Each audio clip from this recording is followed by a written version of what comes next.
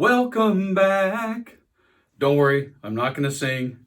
Welcome back, Global Thespians, to the Kevin E. the channel and Q-Tips the content on the expertise of the business of show business with me, Kevin E. West, veteran television actor, check me out on IMDb. Welcome back. You'd have to be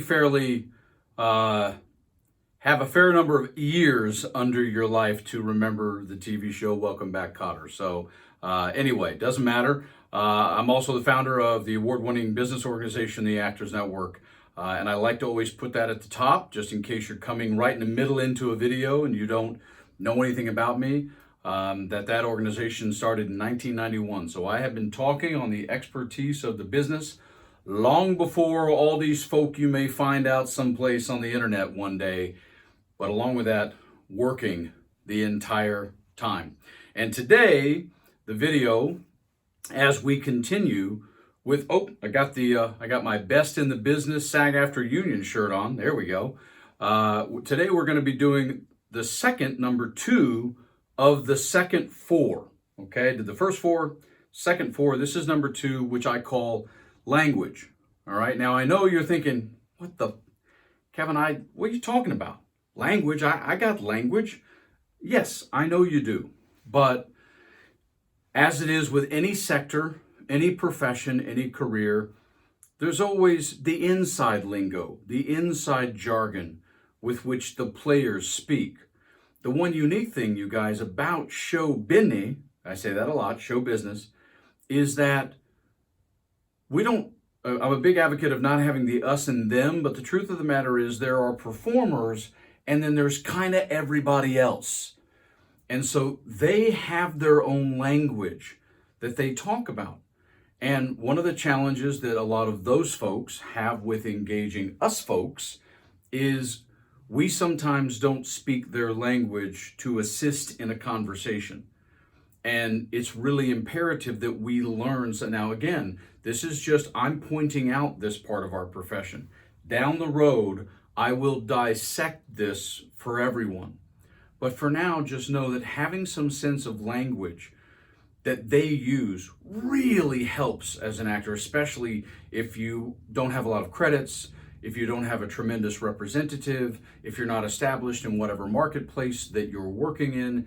It's very, very, very, very helpful. So we have 4 areas that I kind of want to bring up for you in the sense that the jargon, the glossary of that is what I mean. There's the Urban Dictionary, to give you an example of what I'm talking about. We invented an Urban Dictionary in life, so that we could say all the cool stuff that we don't find in Webster's. Well, it's kind of what I mean with regards to Hollywood. You have to understand that one of the main things about language in our profession for show business is there's a whole dictionary of meanings of conversation tools that happen between agents, managers, casting directors, producers, executive producers, filmmakers, showrunners, writers, blah, blah, blah. That's common. So just be aware right now, wherever you are in your career, that is common, okay? Number 2, understand that just like for example, okay, so in the commercial or television, commercial on TV, you have things like being on a veil. You have things like being on hold. We tend to say clients for commercials, or the ad agency, or we say client list. There's a phrase called having a pin in you in television, and it literally came from, not a joke, imagine the wall right there. Imagine you just auditioned for a TV show like Stranger Things or Ozark or something. Back in the day when we had headshots, they would have one of the couple of choices, maybe 2 or 3 choices, sometimes only 1, sometimes 2, sometimes just 1. And they would literally stick a push pin in the picture. And so that's just one of those old school phrases, boop, boop, like playing pin the tail on a donkey, where they just came up with the word pin. So when you have a pin in you, that means you're really close to booking the job, but not always. When you're on a veil, first a veil, second a veil in a commercial, you're really close to booking the job. Those are just really light examples of some of the jargon that happens in our profession. When you talk about what we call, a primetime show, a drama on at night after 6:30 or 7 p.m., People call it episodic. They also call it hour drama. It's what they call it. And then somebody will say, well, is that a procedural show? Like a lot of what I've done in my career, CSI and shows like that. We also talk about things on your resume like billing, things set on set like first team versus second team. There are, you guys, dozens and dozens of these phraseologies that exist in our profession that no one ever sat down and taught you, even when you go to an Ivy League school. Some of the people who go to USC as performers, they do a lot of stuff with filmmakers, and they'll explain what best boys do and what grips do and what first AC does and all that stuff, and the director and all that.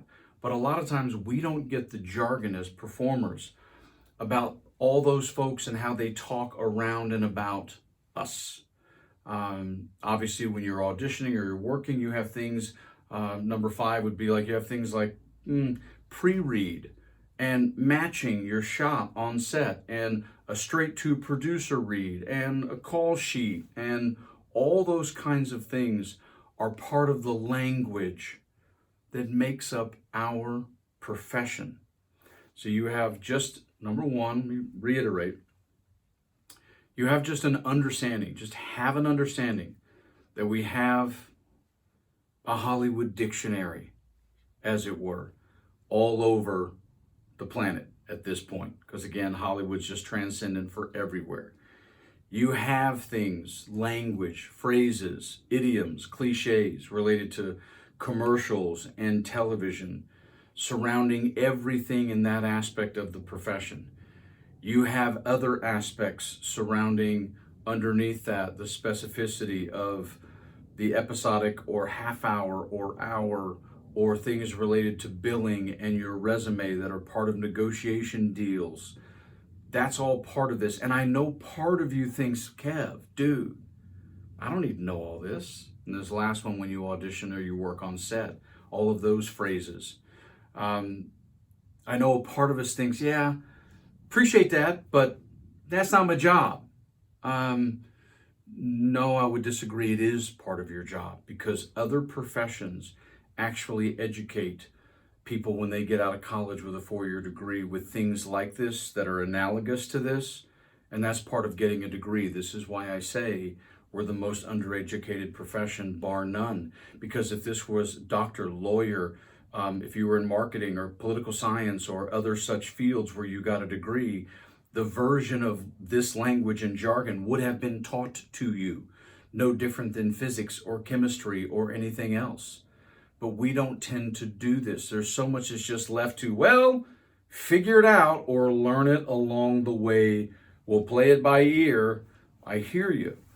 What I'm sharing with you is you can use knowing this to your advantage when you pursue the career, because it's not what you just say in an email or what you say in what you send out on an electronic submission. The more you can mix this in and float this in, it will catch people's attention, because they're used to how actors tend to talk, or parents of children performers talk.